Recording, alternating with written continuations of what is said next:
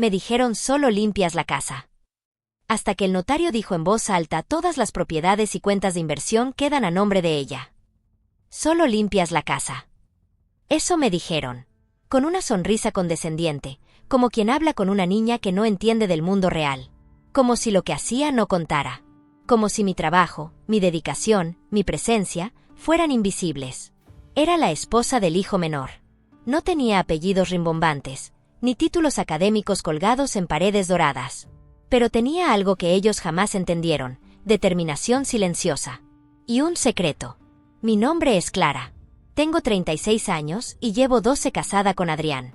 Cuando lo conocí, él ya venía con una mochila pesada, una familia que lo trataba como el pequeño despistado, el que nunca destacaba, el que solo se casaría con alguien que lo mantenga centrado.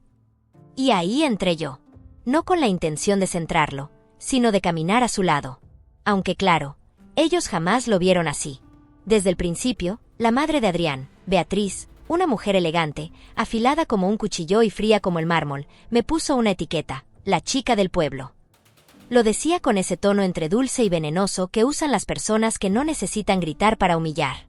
Clara, ¿no te molesta no trabajar? Estar solo limpiando, debe ser aburrido. ¿Aburrido? Me levantaba a las 6 de la mañana. Dejaba la casa impecable. Llevaba las cuentas, organizaba los papeles de la empresa familiar, revisaba inversiones, y sí, cocinaba también. Pero ¿sabes qué es lo que más hacía? Callar. Callar cuando me corregían en la mesa. Callar cuando me ignoraban en las reuniones familiares. Callar cuando me decían: no te metas, esto es de familia. Hasta que un día dejé de hacerlo. Pero no con gritos. Con estrategia.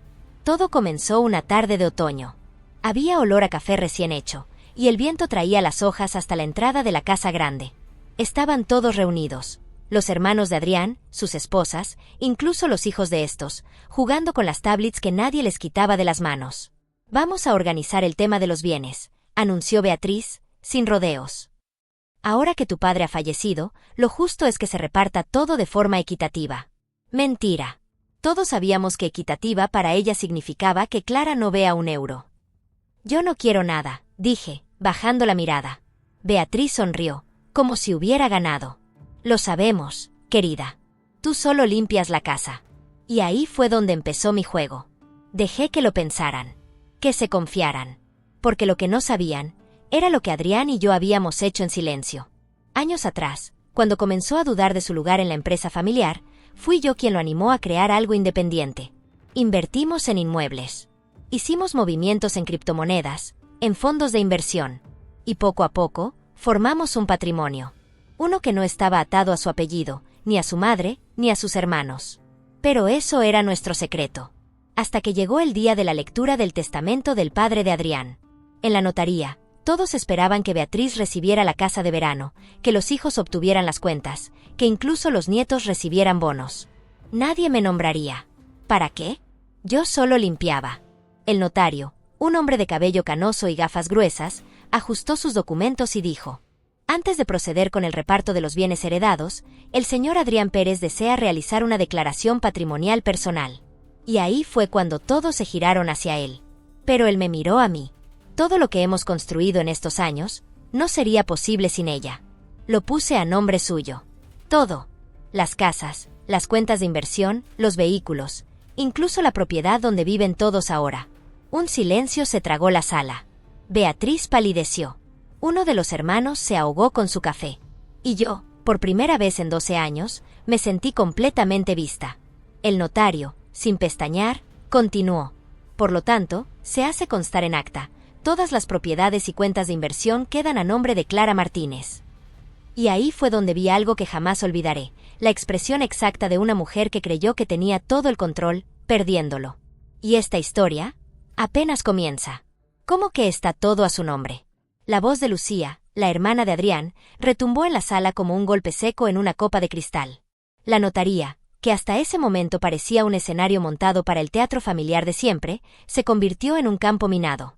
Todos hablaban a la vez, murmuraban, se miraban entre sí buscando explicaciones. Pero nadie miraba al verdadero protagonista, Adrián. Y menos aún a mí. Beatriz se levantó de su asiento como si la hubieran insultado personalmente. ¿Qué clase de broma es esta, Adrián? ¿Desde cuándo haces movimientos sin consultar a tu madre? Consultar a tu madre. Como si él todavía tuviera 15 años.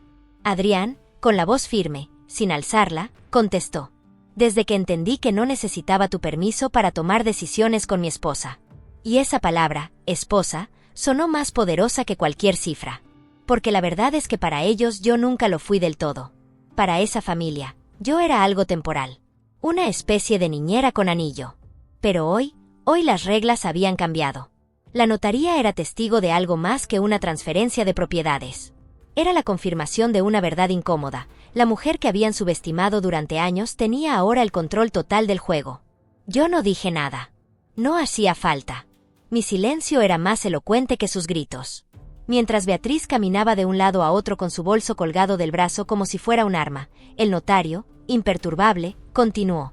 Como indica el poder notarial firmado por el señor Pérez, la señora Martínez figura como titular en las siguientes propiedades: el apartamento en Málaga, la finca en Cantabria, 3 locales comerciales en Sevilla y los fondos de inversión compartidos que ascienden a... No escuché más. Mi corazón latía tan fuerte que no podía concentrarme. Pero no por el dinero. Era por lo que simbolizaba.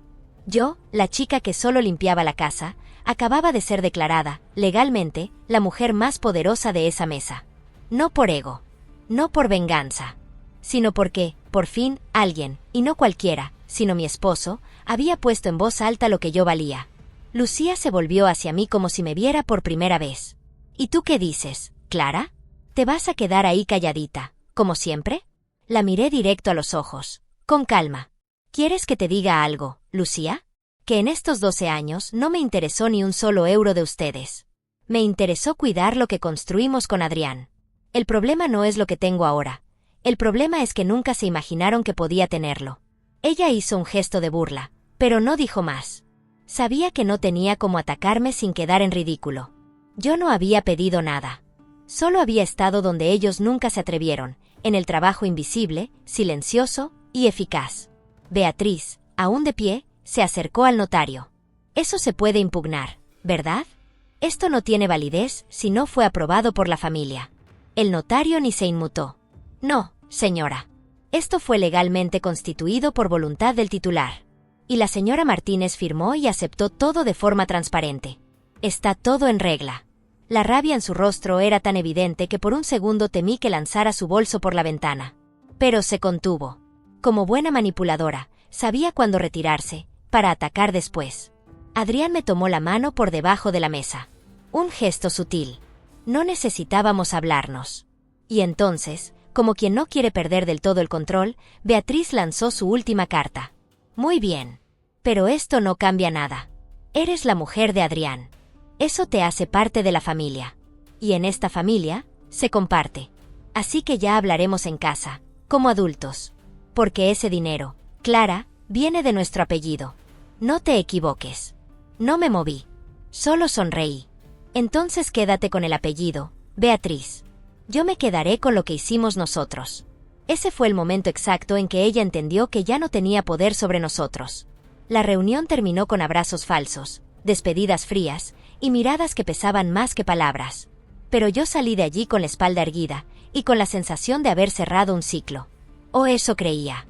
Porque lo que ocurrió los días siguientes fue mucho más sucio. Campana, suscríbete si quieres saber cómo va a terminar la historia. Lo que ellos hicieron después para recuperar lo perdido fue brutal. Los días posteriores a la lectura del testamento fueron, literalmente, una guerra fría. No hubo llamadas. No hubo visitas. Solo silencio. Pero un silencio denso, cargado. Como ese que precede una tormenta. Y yo ya conocía muy bien esa calma fingida que usaban cuando estaban tramando algo. Adrián también lo sentía. En casa, estábamos tranquilos, pero atentos. Y entonces llegó. Una carta certificada. Encabezado legal. Firma de un abogado con un apellido que había escuchado más de una vez en boca de Beatriz. El contenido era claro, una solicitud de revisión patrimonial por enriquecimiento injusto. ¿Enriquecimiento injusto? Respiré profundo. La rabia quería subir, pero no. No esta vez. Porque si había algo que yo sabía hacer, era prepararme en silencio. Lo habían hecho personal, pero yo tenía la ley de mi lado. Lo que Adrián y yo habíamos construido no había sido con trampas. Todo estaba documentado, limpio, bien asesorado. Ese mismo día llamé a Leticia, mi abogada. Una mujer que me inspiraba la misma calma que un faro en plena tormenta. Clara, esto no tiene ni pies ni cabeza. Pero si quieren jugar a eso, jugaremos. Vamos a responder con todos los documentos, movimientos, y además, vamos a contraatacar.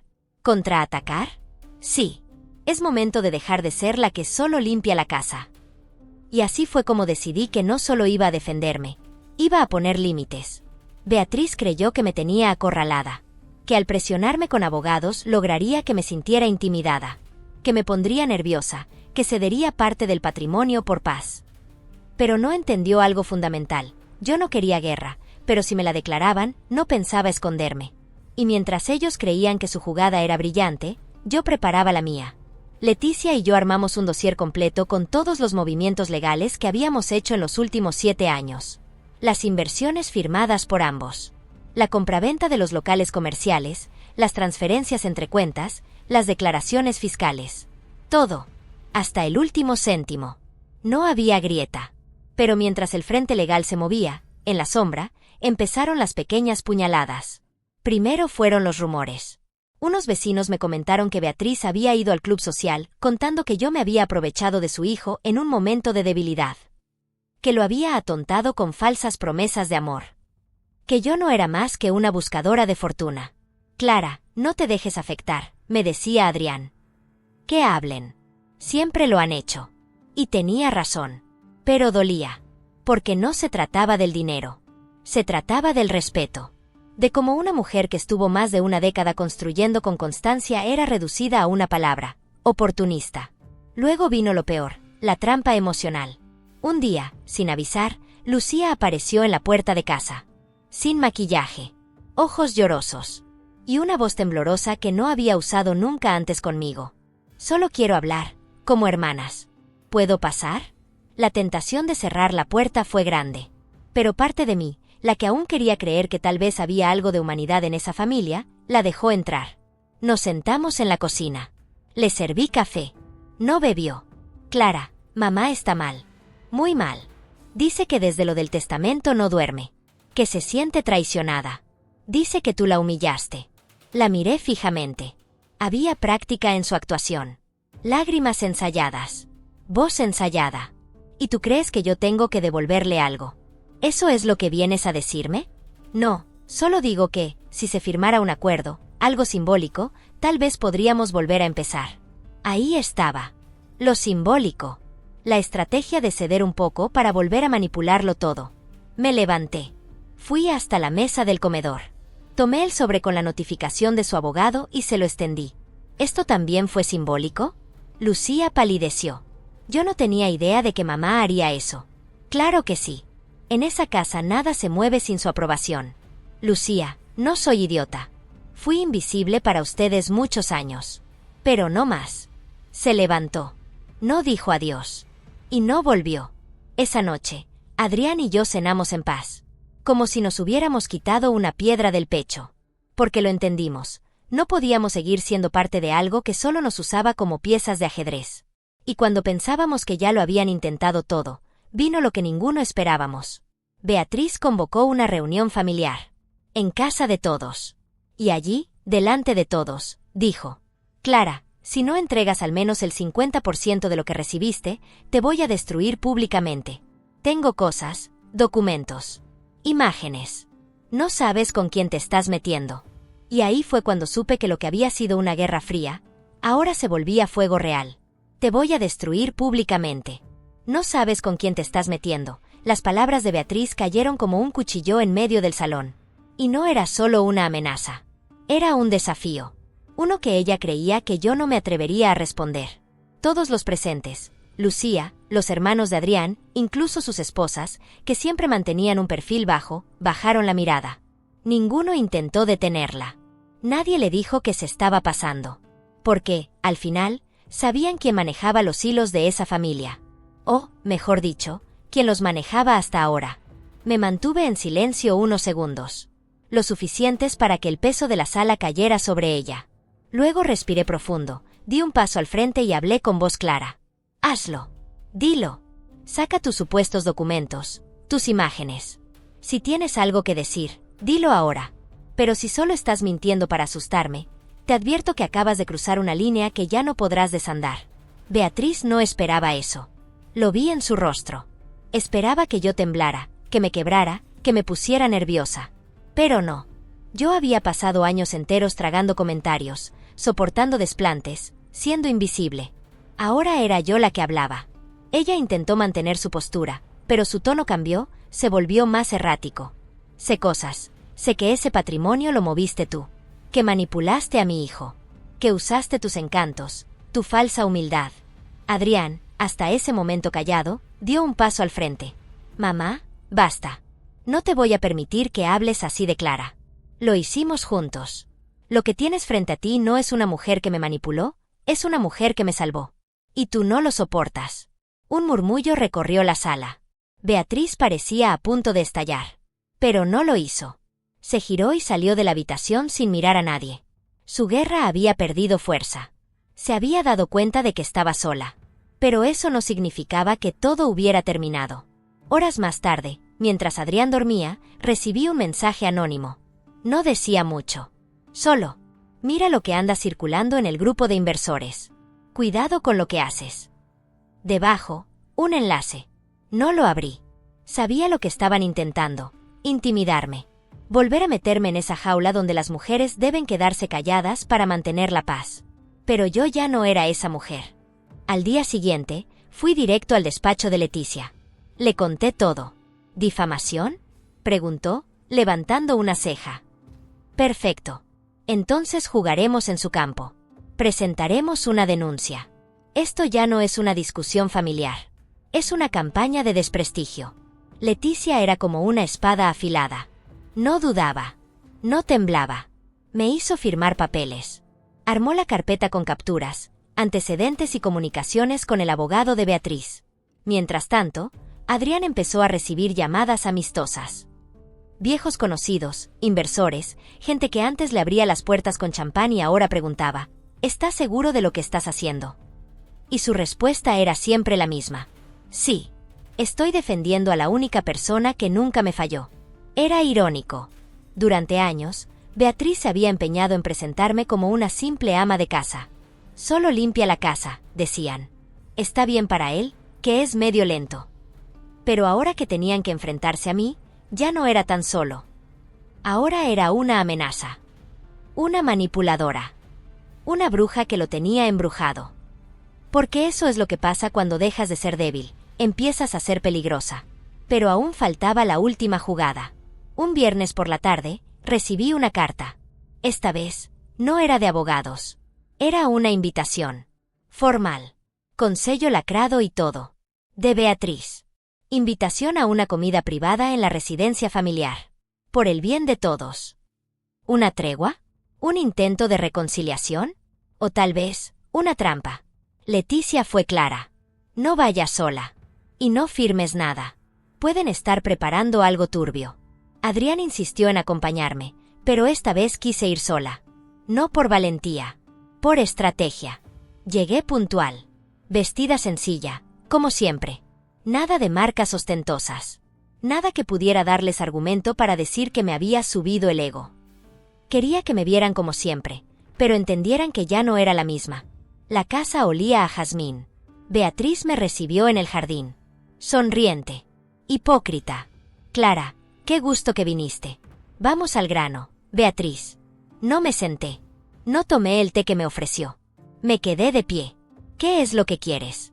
Y entonces, sin rodeos, lo dijo. Te ofrezco $500,000. A cambio de que transfieras de vuelta los locales comerciales y el fondo en Suiza. Todo lo demás puedes quedártelo. Pero eso era mío. Lo compramos con dinero de la familia.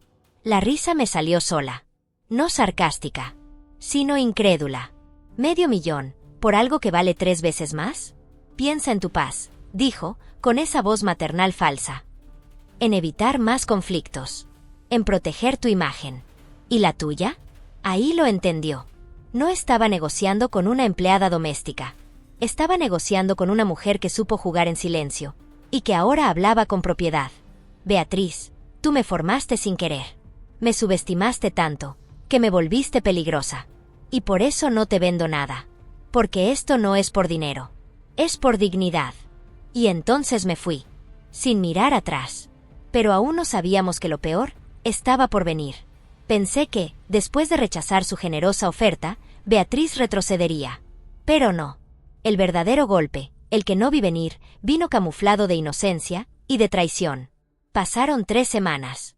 Todo parecía calmarse. Nadie llamó. Nadie presionó. Adrián y yo, incluso, comenzamos a hablar de tomar unas vacaciones. Cerrar esa etapa. Volver a enfocarnos en nosotros.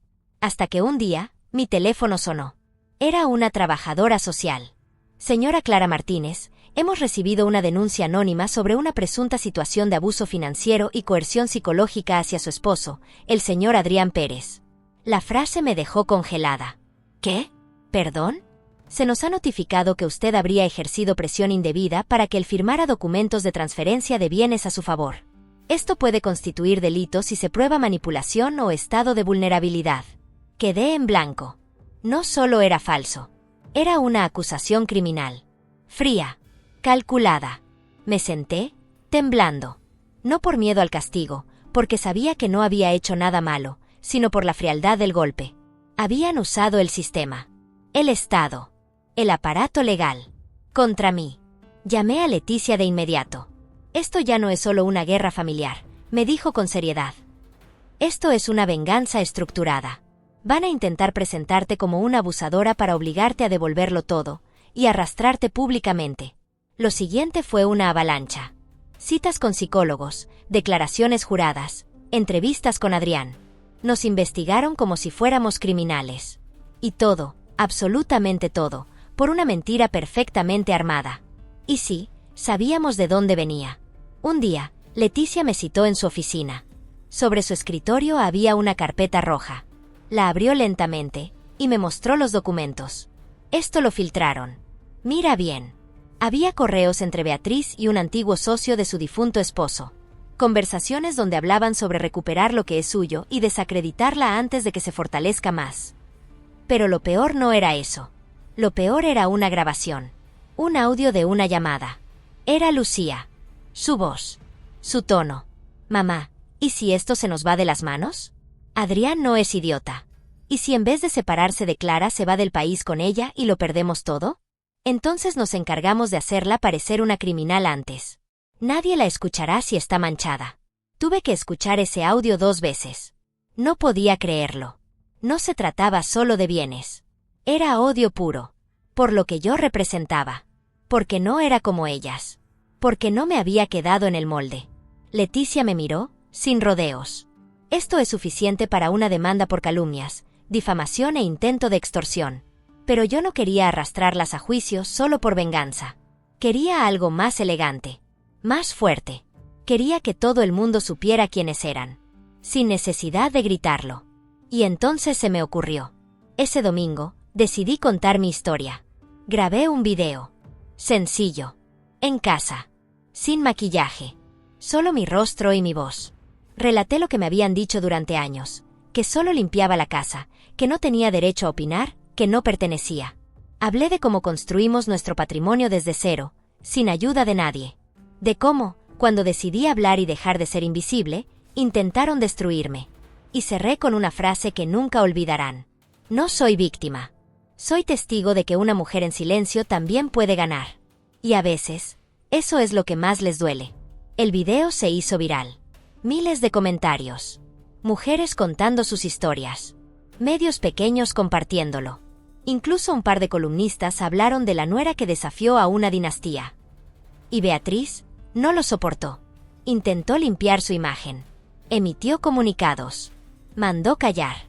Amenazó con denunciar por difamación. Pero todo eso solo la hacía verse más culpable. Porque el que grita cuando todos están escuchando, es porque teme que la verdad ya se sepa. Adrián me abrazó una noche, viendo las noticias en silencio. ¿Sabes qué es lo mejor? Me dijo. ¿Qué? Que te subestimaron tanto, que no vieron venir que tú ibas a ganar con dignidad. Y en ese momento supe que, por más guerra que intentaran armar, ya habían perdido. Pero lo que no esperaba, era la última jugada desesperada de Beatriz. Una que pondría a prueba algo más profundo que el dinero o el poder, mi capacidad de perdonar. Perdonar. Esa palabra. Esa que suena tan bien cuando se dice en voz alta, pero que arde cuando se intenta practicar de verdad. Después del escándalo público, del intento de difamación, de los audios filtrados, pensé que todo había terminado. Pero Beatriz, la mujer que había construido su poder sobre el miedo y la manipulación, no estaba lista para rendirse. Solo que esta vez, su estrategia fue otra. El lunes por la mañana, mientras regaba las plantas del balcón, recibí un sobre. No por correo. Alguien lo dejó bajo la puerta. Sin remitente. Solo mi nombre escrito a mano, con una letra que ya conocía bien. Adentro, una carta. Clara. He cometido errores. Muchos. Tal vez más de los que podrías contar. Pero no sé ser otra cosa. Crecí creyendo que la familia se protegía desde el control. Que quien manda, cuida. Vi en ti una amenaza. Porque representabas lo que yo nunca fui. Una mujer que no grita para tener poder. Una que no necesita imponerse para ganar respeto. Y ahora lo entiendo. Lo entiendo porque perdí todo. No te escribo para pedirte nada. Ni bienes, ni propiedades, ni favores. Te escribo porque hoy, por primera vez en mi vida, me doy cuenta de que no era mi nuera quien estaba equivocada. Era yo. Perdón. Beatriz. Me senté. El papel temblaba entre mis dedos. Era sincera. O al menos lo parecía. ¿Era real? ¿O era otra jugada? Cerré los ojos. No supe qué sentir. Porque el perdón, cuando llega de quien más te hirió, no sana automáticamente. Solo abre una puerta, y tú decides si cruzarla o cerrarla para siempre. Fueron días confusos. No le dije nada a Adrián. Ni a Leticia. Guardé la carta en mi agenda, entre las páginas de noviembre, como si quisiera ocultarla incluso de mí misma. Y entonces pasó algo que no esperaba. Beatriz se enfermó. De verdad. Un problema cardíaco repentino. Ingresada de urgencia. Silencio total en la familia. Nadie se atrevía a comunicarlo oficialmente. Pero Lucía, por extraño que parezca, fue quien me llamó. Clara, mamá está en el hospital. Preguntó por ti. Solo por ti. Me quedé en silencio. No por frialdad, sino por asombro. ¿Estás segura? Sí. No quiere ver a nadie más. Dijo. Si alguien debe estar en esta habitación, es ella. Fui. No por compromiso. Ni por lástima. Sino porque necesitaba cerrar un ciclo.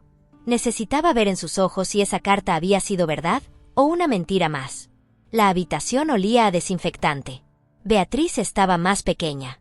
Más pálida. Sin maquillaje. Sin joyas. Sin armadura. Solo ella. Clara, susurró al verme. Estoy aquí. ¿Por qué viniste? Porque me lo pediste. Y porque, a pesar de todo, sigo creyendo que uno no se vuelve como sus enemigos, incluso cuando ganamos. Una lágrima le cayó por la mejilla. No dije nada. Me senté a su lado. Tomó mi mano. Por primera vez, sin dureza. ¿Sabes lo que más me dolió? Dijo, con la voz quebrada. No fue perder las propiedades. Fue darme cuenta de que tú eras lo que yo nunca supe ser con mi familia. ¿Y qué es eso? Un ejemplo. No una amenaza. Silencio. Un silencio lleno de todo lo que nunca se dijo. De todo lo que se hirió. De todo lo que pudo haberse evitado si el respeto hubiera llegado antes que el orgullo. Estuve allí 1 hora. No hablamos más. Solo permanecí. Y al irme, le dije algo que ni yo sabía que diría. No te odio, Beatriz. Pero tampoco te olvido. Si algún día sales de aquí, tendrás que construir desde cero, como yo lo hice. Sin mentiras. Sin máscaras. Ella asintió. No pidió más. Esa noche, cuando llegué a casa, Adrián me abrazó sin preguntar nada. Me miró a los ojos y dijo, ¿estás bien? Sí. Porque hoy me liberé de algo que ni sabía que seguía arrastrando. Y por primera vez en meses, dormí sin sentir una espina en el pecho.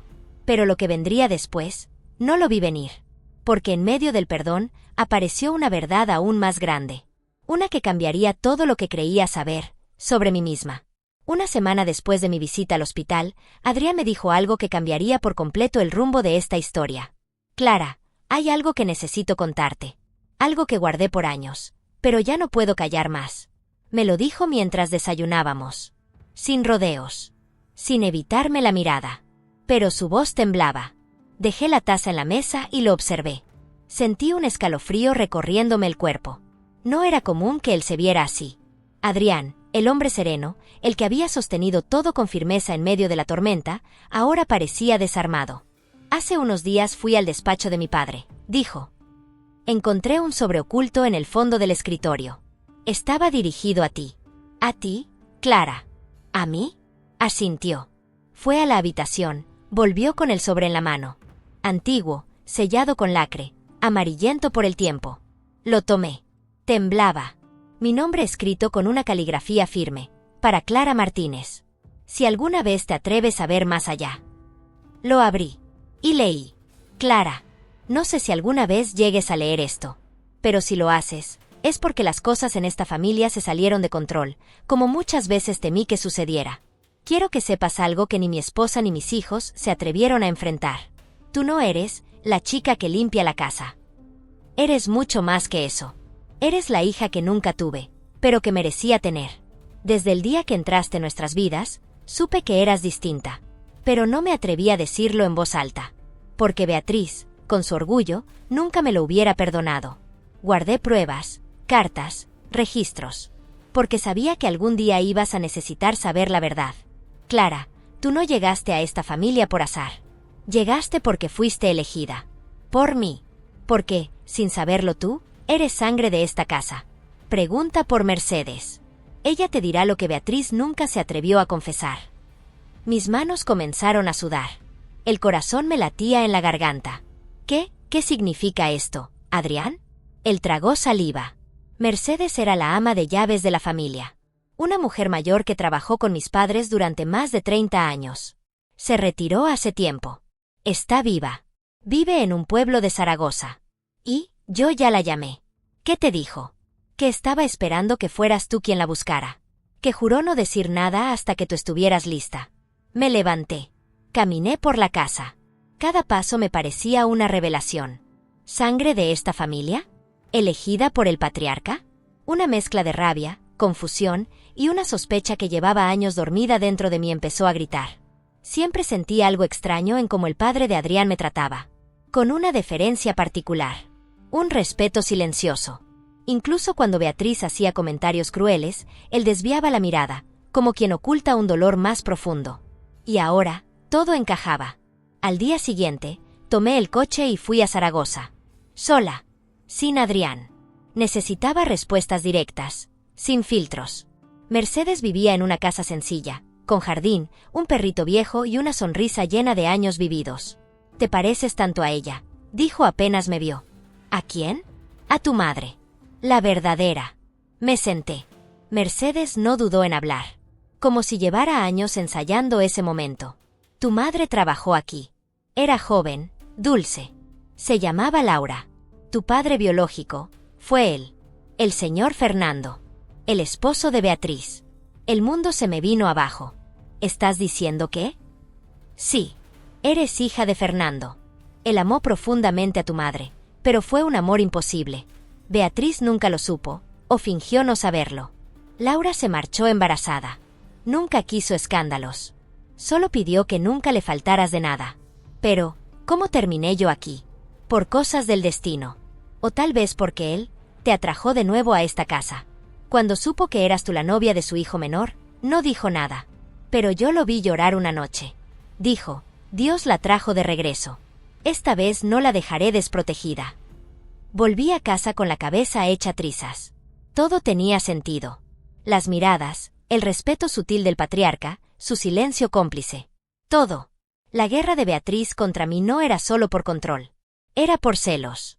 Porque en mí, él vio algo que en ella ya no existía, ¿verdad? Le conté todo a Adrián esa misma noche. Se quedó en shock. Caminó en silencio por el salón. Entonces, ¿eres mi hermana? No. Técnicamente, no. Laura y Fernando nunca se casaron. Yo nací fuera del matrimonio. Tú y yo no compartimos madre. Pero compartimos historia. Y cicatrices. Nos abrazamos. Lloramos. Reímos de lo absurdo. Y entendimos que nada de lo que había pasado fue casualidad. Pero ahora venía la decisión más difícil. ¿Decirlo públicamente? ¿O guardar el secreto como lo hicieron tantos años? Campana, suscríbete si quieres saber cómo va a terminar la historia. Porque hay verdades que sanan, pero también verdades que pueden volver a romperlo todo. Pasaron 3 días en los que apenas dormí. La revelación de Mercedes me había dejado una mezcla de vértigo y claridad. Ahora entendía tantas cosas. Y, sin embargo, no sabía qué hacer con esa verdad. ¿Gritarla al mundo? ¿Guardarla en un rincón del alma como hicieron los que vinieron antes que yo? Adrián me miraba con respeto. No me presionaba. Solo me preguntaba cada noche, antes de dormir, ¿ya sabes qué vas a hacer? Y yo respondía siempre igual.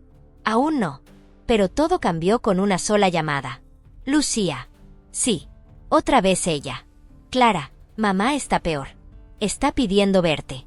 Dice que tiene que decirte algo. Antes de que sea tarde. Adrián me miró en cuanto colgué. ¿Vas a ir? Sí. ¿Estás segura? No. Pero no me lo perdonaría si no lo hago. Esta vez la habitación era más lúgubre. Beatriz no era ya la mujer de mirada de acero y voz dominante. Estaba demacrada, con la piel transparente y los ojos más blandos que nunca. Me sonrió. Clara, pensé que no vendrías. Aquí estoy. No lo merezco.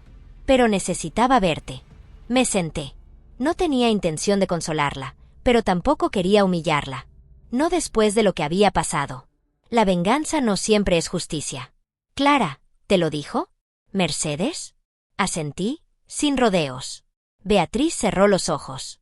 Respiró hondo. Fernando, te amaba. No sabes cuánto me costó aceptar que te quería más que a ninguno de nuestros hijos. Pero era así. No por lo que hiciste, sino por lo que eras. ¿Y tú lo sabías? Siempre. Desde el principio. Pero si lo decía, perdía. Perdía su respeto, su amor, su dignidad. Y yo, no estaba lista para perder nada. Por eso te odié. Porque fuiste el espejo de todo lo que no pude ser. Libre. Firme. Real. Sus palabras me dolieron más que sus ofensas pasadas. Porque eran reales. Y porque, por primera vez, me vi reflejada en ella. En sus miedos. En su miseria humana. Te envidié, susurró.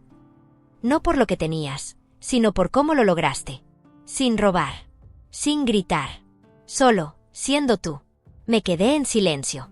No quiero morir sin haber hecho algo bien, agregó. Y por eso quiero pedirte algo. ¿Qué? Que lo digas tú. Que cuentes la verdad. Que limpies su nombre. Que digas que Fernando sí supo amar a alguien. Que lo digas sin odio. Que lo hagas desde la fuerza que te hizo resistir todo esto. Me mordí el labio. ¿Y tú qué dirás? Nada. Porque cuando el corazón falla, las palabras sobran. La semana siguiente fue como caminar por un campo minado. Cada paso que daba, cada decisión, tenía peso.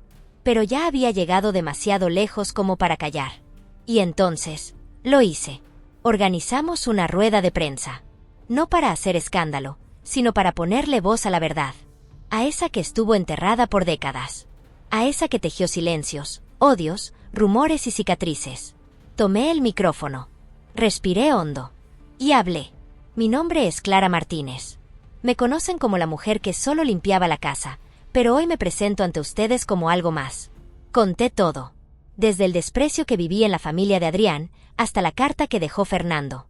Desde las manipulaciones de Beatriz hasta la traición de Lucía. Pero lo hice sin insultos. Sin gritar. Solo, conté. Soy hija de Fernando Pérez. Y por años me llamaron la de afuera. Pero yo nací dentro. Solo que ellos no estaban listos para verme. Y entonces, al final, dije algo que nadie esperaba. Perdoné. Porque entendí que cuando una mujer logra sanar sin volverse como sus agresores, es cuando realmente gana. Silencio. Cámaras apagadas. Y luego, la ola.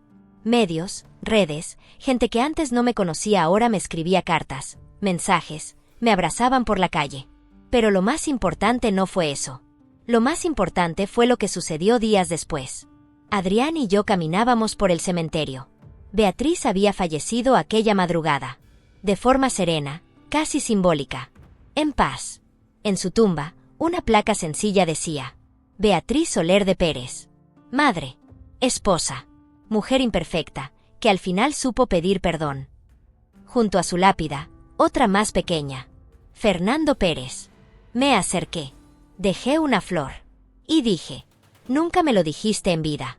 Pero me protegiste desde el silencio. Yo también te perdono. Adrián me rodeó con el brazo. ¿Y ahora qué, Clara? Lo miré. Ahora, vivimos. Con lo que fuimos. Con lo que perdonamos. Y con lo que nadie podrá quitarnos. La verdad. Después del entierro, no hubo banquete, ni palabras grandes, ni gente fingiendo luto elegante. Solo silencio. Y un puñado de personas que realmente entendían lo que acababa de pasar. Lucía no vino. Tampoco sus hermanos. Ni siquiera enviaron flores.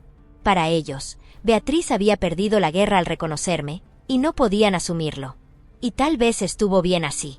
Durante años jugaron a la familia perfecta, pero en el fondo, lo único que sabían hacer era ocultar grietas tras fotos de Navidad y discursos huecos. Cuando la verdad salió a flote, no soportaron mirarla a los ojos. Yo sí. Y Adrián, también. Los días siguientes fueron extrañamente tranquilos.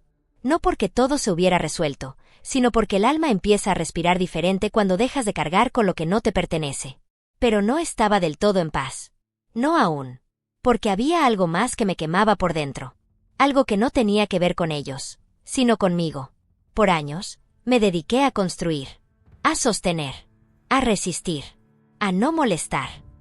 A hacer que todo funcionara en silencio. Sin pedir nada. Sin ocupar demasiado espacio. Y ahora que todo había estallado, ¿quién era yo fuera del conflicto? Una mañana me miré al espejo y me pregunté, ¿qué quieres hacer ahora, Clara, por ti? No por herencias. No por demostrar nada. No por defenderme. Solo, por mí. Y no supe qué responder. Así que decidí buscar la respuesta. Me tomé un descanso de todo. Cerré redes. Apagué el teléfono. Empaqué una maleta y me fui sola. A un lugar donde nadie me conociera, donde pudiera caminar sin que la gente me mirara con lástima o con admiración. Solo caminar, como una mujer más. Me fui al norte.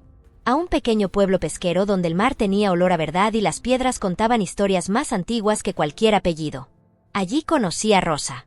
Una mujer de 60 años que regentaba una cafetería con solo 4 mesas. Sin wifi, sin ruido. Solo café, libros, y una radio que aún reproducía cintas de cassette. Ella no sabía nada de mi historia. Ni yo de la suya. Solo que, al tercer día, me dijo, «Tienes ojos de quien ha ganado muchas guerras, pero no sabe qué hacer con la paz». Y entendí que tenía razón. A veces, sobrevivimos tanto, que se nos olvida cómo se vive sin pelear. Pasé semanas en aquel lugar. Leyendo. Escribiendo. Caminando. Escuchando el mar. No haciendo nada útil. Solo permitiéndome ser. Por primera vez, no siendo funcional para nadie más que para mí. Y fue allí donde empecé a escribir un libro. No sobre ellos. No sobre la herencia, ni sobre Beatriz, ni sobre el escándalo. Sino sobre la mujer que fui antes de todo eso. La Clara que, aún sin saberlo, siempre supo más de lo que decía. Lo titulé. La que solo limpiaba la casa. Porque quería que cada mujer que se sintió invisible alguna vez supiera que esa invisibilidad puede ser la cuna de una fuerza imparable. Volví a casa con el manuscrito en una libreta desgastada y una sonrisa distinta. No por lo que había dejado atrás, sino por lo que empezaba a construir desde dentro.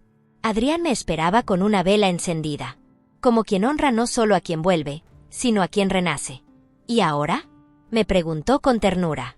Ahora escribo. Pero por mí. Y si alguien quiere leerlo, bienvenido. Pero ya no escribo para demostrar nada. Ni para gritar lo que valgo. Porque por fin, lo sé. Él sonrió. Me abrazó. Y me dijo algo que se quedó grabado en mi alma. Cuando te conocí, pensé que te necesitaba para no perderme. Ahora sé que te necesito para recordarme quién quiero ser. Y ahí, supe que habíamos sobrevivido juntos. Pero más importante aún, habíamos evolucionado. Pero aún quedaba un último gesto por hacer. Uno que cerraría el círculo por completo. Volví a la notaría. Con Leticia. Con calma. Con una decisión. Me senté frente al mismo escritorio donde, meses antes, todo había estallado.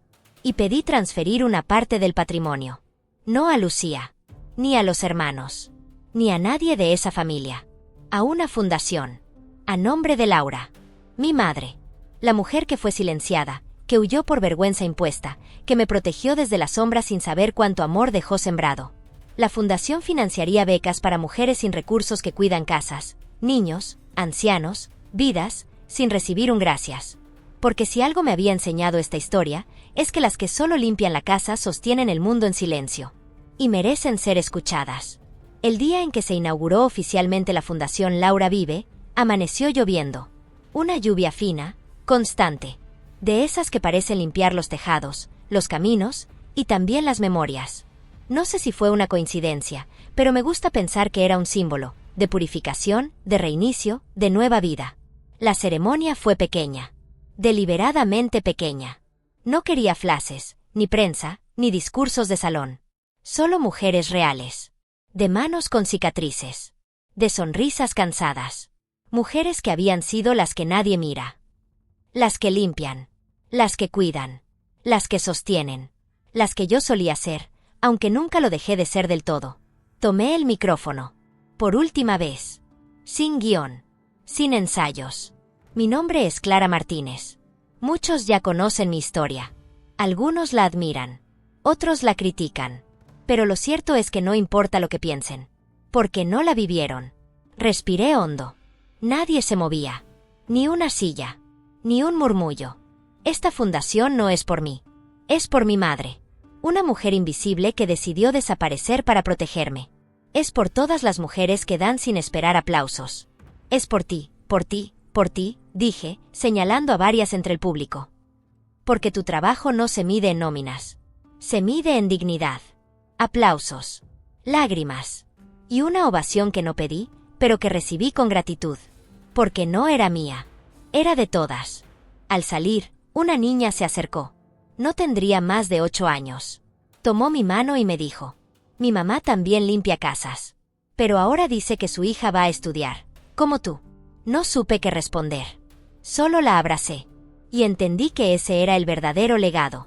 No las cuentas. No las propiedades. No los notarios. Sino que una niña supiera que su madre es una heroína.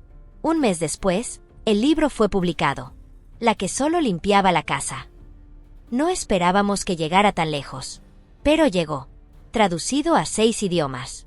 Invitaciones a ferias internacionales. Programas de televisión. Entrevistas. Y cada vez que alguien me preguntaba, ¿cómo lograste aguantar todo lo que viviste?, respondía con la misma frase.